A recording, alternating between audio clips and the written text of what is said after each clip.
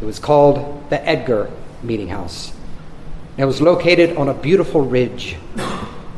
I can still see the men felling the trees, shaping the timbers with their broadaxes, and placing the timbers one by one on top of each other.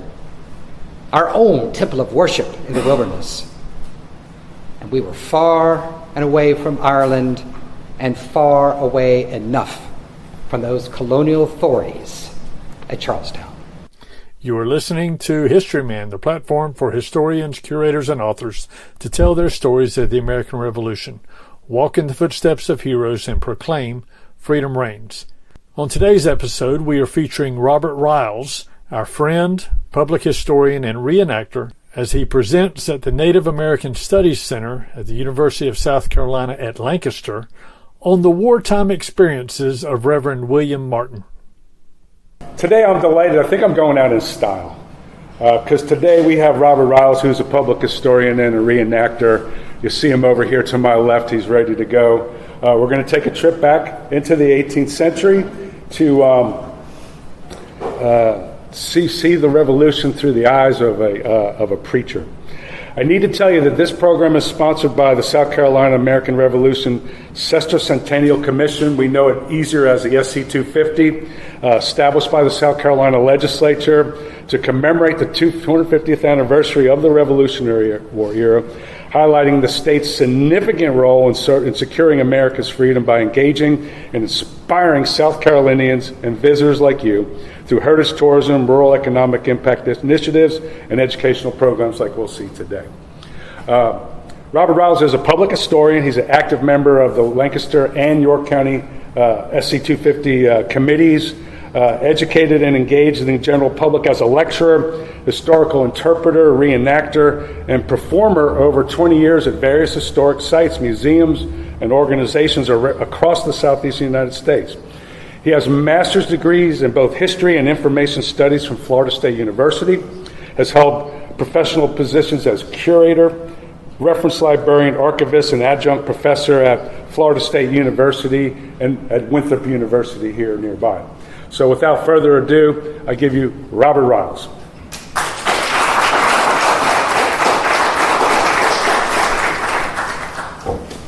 Okay, well, good afternoon, everybody. Can everyone hear me?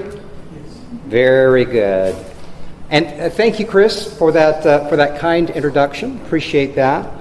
I thank you and the staff here at the Native American Studies Center for hosting me as a guest speaker for the Lunch and Learn series. I also thank the Lancaster County SC250 Committee for their promotional support of the program. In fact, we have some members of the Lancaster County Committee here today. Kip Carter, and then, of course, Miles Gardner in the back. Anyone else? Yes, John Rutledge as well. Thank you so much for your support. And also my thanks to the SC250 Commission itself for sponsoring the grant to help make this program a reality and for promoting the program as well. But most importantly, I thank y'all. Thank you all for coming today, showing your interest in the American Revolution as we celebrate the 250th anniversary of the war in South Carolina. These programs wouldn't be possible without your interest and support. So thank you. So to start, I think it's really important to point out that the American Revolution was an epic struggle, really a huge story, and it just wasn't about battles. Sure, battles played an important part of that story, obviously, but it's the people that play the starring role in this epic. It's filled with all kinds of characters, some who are famous, like the generals, field people, politicians, some infamous, like Bloody Bill Cunningham, Thomas Fletchel, and others, and then, of course, the obscure. And the common thread shared by all these characters is that the war created an upheaval in all of their lives. This included free and enslaved men, women, Catawba, Cherokee, partisan patriots, loyalists, wealthy and poor. And sometimes the stories of the people involved in this epic struggle paid a heavy price based on the consequences of their own actions. And this included leading voices of dissent who stood on moral principle and conviction. Of course, in this case, I'm talking about Reverend William Martin, a Presbyterian man of the cloth who lived in the area of Rocky Creek, not far from present-day Great Falls. So, why did I choose Martin as a subject for an educational program? Well, there are three basic reasons. The first two are rather simple and short, but the third reason is a little bit more long and complex. The first reason: Martin's story is unique. There are many stories out there from the Revolution about, again, the exploits and failures of the famous generals, heroes, villains. But how often do you hear a story from the perspective of a clergyman? Not that often. The second reason is that Martin's story serves as an example of the immigration experience of a persecuted and marginalized group of people from Europe seeking opportunity and freedom in America. And this immigration story is basically a case study, in some respects, of that 18th century immigration of the Scots-Irish to America. Now, here's the third reason, and this is the one that's going to be a little bit more complex, and you're going to have to bear with me on this one, because this is important context for understanding the story. Martin's story helps to answer a why question. A why question. Over several years in my experience as a public historian in the Carolinas, I've heard some broad and some sweeping generalizations about the character of the Scotch-Irish and their culture. Things like Scotch-Irish were born to fight. They would fight at the drop of a hat. They've been characterized as a people that insulated themselves within their own communities and harboring long distrust for English institutions such as the Anglican Church, the English monarchy, and the English Parliament. But the thing is, I've never really heard any of my fellow public historians provide a thorough answer or explanation about why. And Martin's story helps to frame that answer. And again, this is where we dive into the long answer of why it may, and this may seem a bit long, but it's important background information. Now, as I just mentioned, Martin was a Presbyterian man of the cloth, but not just any Presbyterian man of the cloth. He was a Covenenter. The Covenanters were a radical sect of Presbyterians in Scotland who had been politically, culturally, and socially marginalized and persecuted by the English beginning in the 17th century. Yes, that long ago. They were called Covenanters because of their passionate and stubborn support of a loyalty oath they made in the 17th century called the National Covenant of 1638. In short, the National Covenant was a nationwide compact signed by thousands of Scots at a time when the Church of Scotland was under attack, and these Scots swore to defend the Church of Scotland against religious reforms that were forced upon them by Anglican bishops and encouraged by the English monarch, King Charles I. The Scots were concerned about control of the governance and the liturgical practices of the Church of Scotland, the Presbyterian Church. Now, at the same time, there was a movement among the Covenanters, both religious and political, because it was a national political movement which united much of Lower Scotland against King Charles I, a common so-called enemy to rally behind, even though King Charles I was, by technicality, both King of England and King of Scotland. That's how popular he was among both Scots and English, by the way. Now, the politics are rather complicated, but bear with me. The Covenenter movement represented a time when the Scots were also asserting their self-determination and independence from these English institutions. And as a result, Covenenter political leaders in the Scottish Parliament were forced to forge a political alliance with members of the English Parliament, who had also opposed Charles I's oppressive measures, which led to a series of disagreements between the monarchy and the Parliament. And that was simply because Charles was overstepping his authority as a monarch. So what was the result of this? 17th century. We have the English Civil War.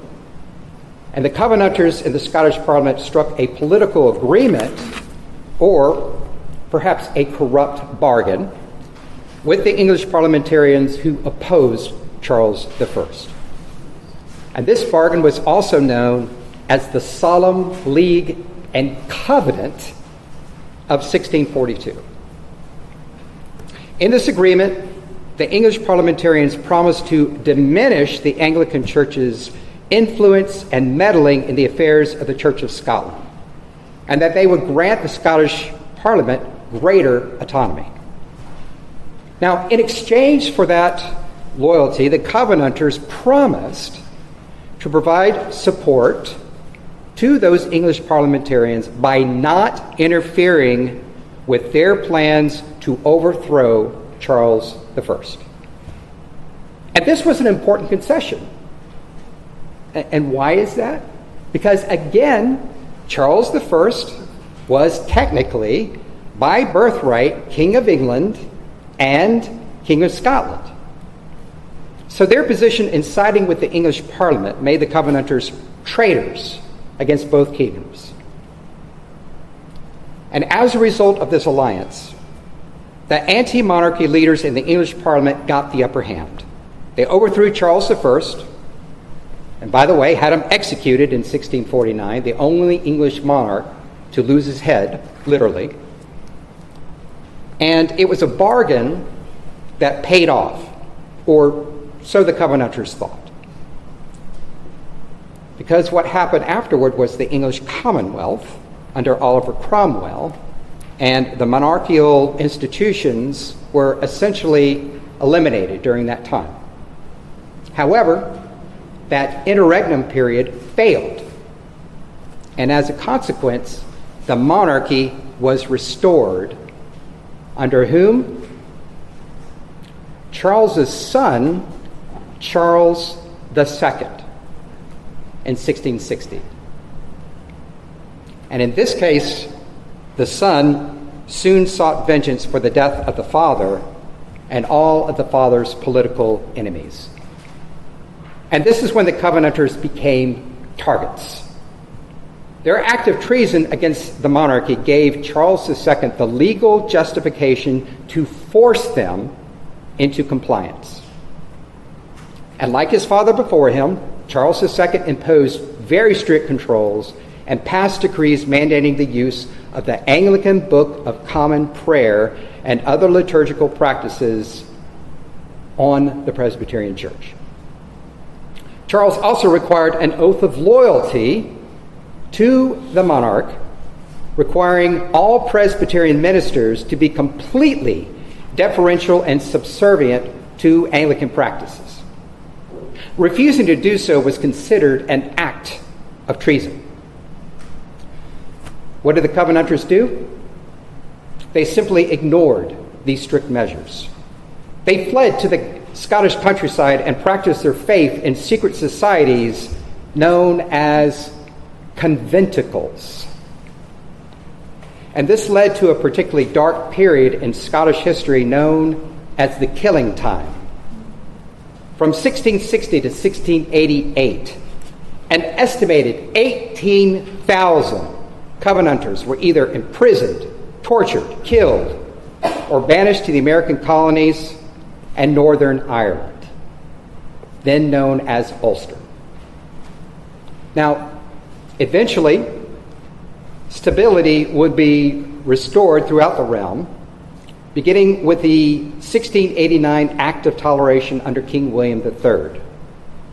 And then religious toleration, again, toleration, was essentially guaranteed with the 1707 Act of Union. Under this act, both the Kingdom of Scotland and the Kingdom of England were merged to form the Kingdom of Great Britain. And as part of that concession, other religious faiths, which included the Church of Scotland, the Presbyterian faith, were regarded as tolerated faiths. Not the official religion of Great Britain, tolerated faiths. There's a big difference.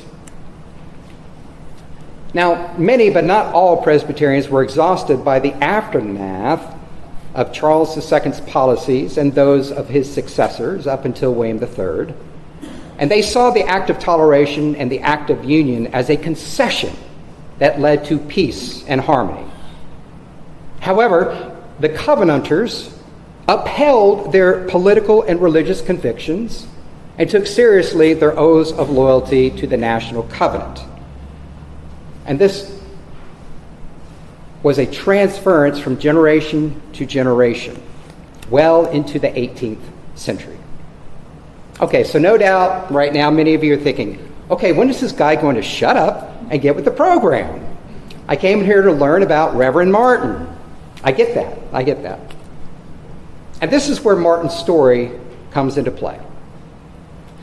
Unfortunately, Martin never kept a diary or journal. If he did, then it's been lost to history. However, we have a biographical snapshot and some details of Martin's early life and career in Ulster and his immigration experience, thanks to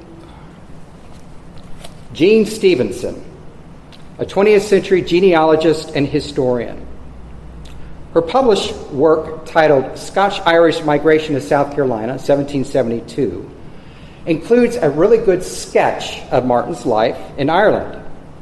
It also includes an exhaustive list of immigrants that accompanied him, which has become a valuable resource for genealogists tracing their family lineage from South Carolina back to the mother country. Martin was born in the year 1732 in County Antrim in Ulster into a Covenanter family. He was educated at Glasgow and moved back to Ireland to become the first minister of the Covenenter Presbyterians in Ulster, and it's where he spent several years of his youth shoring up the small Covenanter societies that had fled there. And his work yielded success. Then, in 1772, Martin led an entourage of 467 families. That's about 1,000 Ulster Scots, to leave the various townships of Ballymoney, Ballymena, Kelswater, and Voe in County Antrim, and they migrated to South Carolina.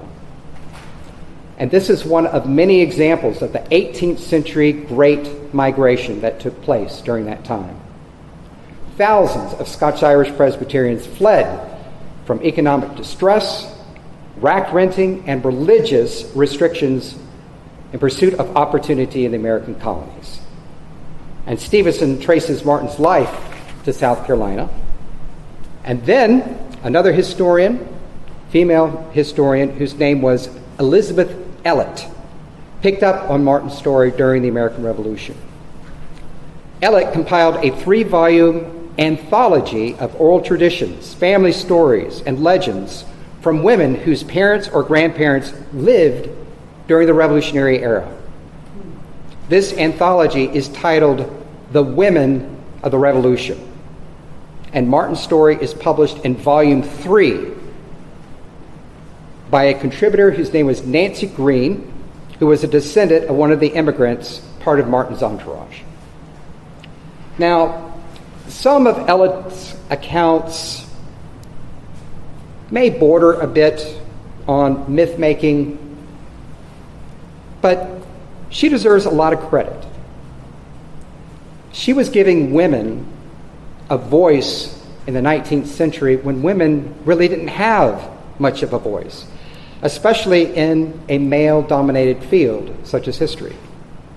And the same credit goes to Stevenson as well for her role in a male-dominated academic field.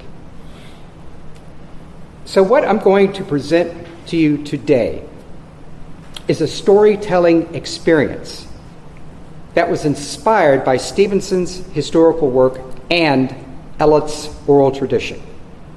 And it's going to form a creative, dramatic narrative. And we'll have some time at the end of the program to answer any questions you may have. So now, let us turn to Reverend Martin so that he can share his story. October 4th, 1772, the day we left Ireland. There was a cold chill in the air, but our hearts were filled with hope for a new life in South Carolina. My wife Jeanette, daughter Nancy, and I were huddled together near the pier, taking in the view of the busy port at Larne. Members of my congregation were there as well in great numbers. Families huddled together, shivering in the cold. The James and Mary had already sailed on the 25th of August, and we were next. After many delays, the crew of the Lord Dunluce was making the final preparations for the long voyage across the Atlantic. It was the largest of our small fleet of 5 ships, a 400-ton transport vessel that we would soon board once food and supplies were safely stowed and secured. The wait was long, and I grew impatient. And with nothing to do, I sat down and lost myself in my thoughts. We were leaving Ireland, our homeland, with the prospect of never seeing it again. My youth had been spent there, family memories, good and bad, and leaving behind the graves and final resting places of those from our own families and those in my flock. My thoughts turned to my years spent in seminary at Glasgow and my mentor, Reverend John Macmillan, and then they turned to the date of July 2nd, 1757, and my ordination at Vaux. That was a solemn occasion, but one of the most proud moments of my life. I was the first minister of the Reformed Church of the Covenenter sect in Ireland. And I spent the next 15 years of my life toiling in the fields of the Lord, sowing the seeds of our covenanting faith, growing our fledgling societies and cultivating them into churches, and finally reaping the harvest with 2 congregational districts. But our social order in Ireland was in great peril. And it wasn't just for the Covenanters. All Ulster Scots were in deep, troubled waters. Many hoped that Ulster would be a land of opportunity, but instead it turned into a land of struggle, poverty, and gloom. Many had settled on tenant lands owned by greedy British landlords and forced to pay high tenant rents. And the clutches of the Church of England only complicated our problems. Presbyterians and all other dissenting Protestant faiths were subjected to pay an annual tithe and a parish tax to support the Church of England. This was true whether we were members or not. And this included the poorest of the poor, Anglicans, even Catholics. And for what purpose? To line the pockets of greedy Anglican bishops with more gold and silver to pay their stipends and to pay for the upkeep of their own churches. Our expense, their church. And then the tenant rents increased, and evictions and destitution soon followed. Homeless families became roving bands of the destitute, wandering the countryside like gypsies. In 1972, I received a call for a pastoral position in the backcountry of South Carolina. It was at Catholic Presbyterian. I met with some colonial agents in Ireland and learned that South Carolina indeed offered a very generous land bounty under the headright system. 100 acres of free land to the head of a family, and another 50 for each member of his family. No tenant rents. The opportunity to own land, not rent it, and the freedom to worship as we pleased, as Covenanters. We turned our faces to the west, to the distant shores of America, and saw a new promised land. And I persuaded many in my congregation to join us in a mass exodus to this new land so far and away. We made the necessary preparation, pooled our resources to pay the expense of the voyage, and we commissioned 5 ships: the Lord Dunluce, the Hopewell, the Pennsylvania Farmer, the Freemason, and the James and Mary. And then my thoughts were interrupted. My wife Jeanette put her hand on my shoulder, and it was time to board. As we shuffled on board, I turned my head towards the distant sea. And after boarding, we spent the next hour making the final preparations for departure. And finally, the time had come. The ship let loose its moorings, and the ship slowly moved from the pier and into the open bay. And in the next hour, we made our way for the open sea. I was still topside, taking in the fresh salt air, and the fair wind was at our backs. The Holy Spirit was guiding us along. And then I turned my head back and looked towards the hind of the ship, and my native homeland began to shrink in the distance, slowly disappearing and then fading completely from sight on the distant horizon. Over 1,000 souls on that voyage, 460 families total, and our trip had a number of challenges. The voyage could take anywhere from 6 to 9 weeks, depending on the favoring winds and God's providence of deliverance from harsh storms. Life below decks was cramped, the light dim, the air thick with the smells of unwashed bodies and spoiled provisions. Those unaccustomed to life at sea and its foul conditions became sick. Food was basic and monotonous. Salted beef or pork, hardtack biscuits often infested with weevils, dried peas and oatmeal. Fresh water was rationed and could become stale or contaminated. And illnesses such as dysentery and typhus could easily spread. And in our case, it was smallpox, which claimed the lives of 5 children on that voyage. But by divine providence, none of the ships were lost at sea. And then we arrived at Charlestown in December and placed in quarantine at Sullivan's Island until this scourge passed. But fortunately, our delay was short. And January marked the beginning of a new year of hope. We appeared before the council in Charlestown and presented our applications for eligibility and claiming land through the headright system. It was a rather cumbersome legal process, mind you, but necessary to establish our claims. Once our petitions were approved, we were issued land warrants authorizing the land to be surveyed. And once the surveys were approved, we received our formal patents with the requirement that we pay a small fee to pay for the surveys.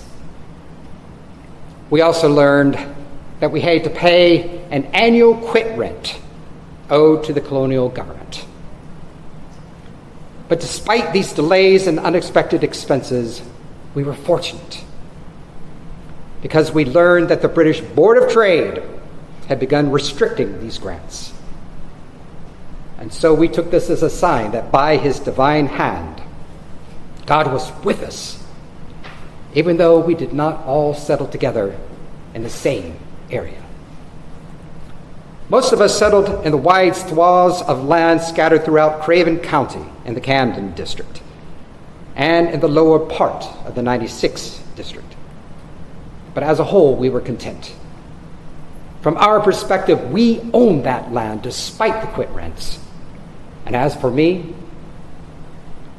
we received 400 acres of land in the Rocky Creek neighborhood, not far from my new church, Catholic Presbyterian. My wife Jeanette, daughter Nancy, and I were indeed blessed, and all of us in the congregation were blessed. Thanks be to God. Indeed, we were newcomers. Many families with Ulster roots had settled in the area 20 years prior, and we were blessed to receive their assistance. Some had migrated down the Great Wagon Road from Pennsylvania, Maryland, and Virginia to escape the Indian troubles during the war with the French and the Indians. They settled in the Waxhaws and the Rocky Creek neighborhood.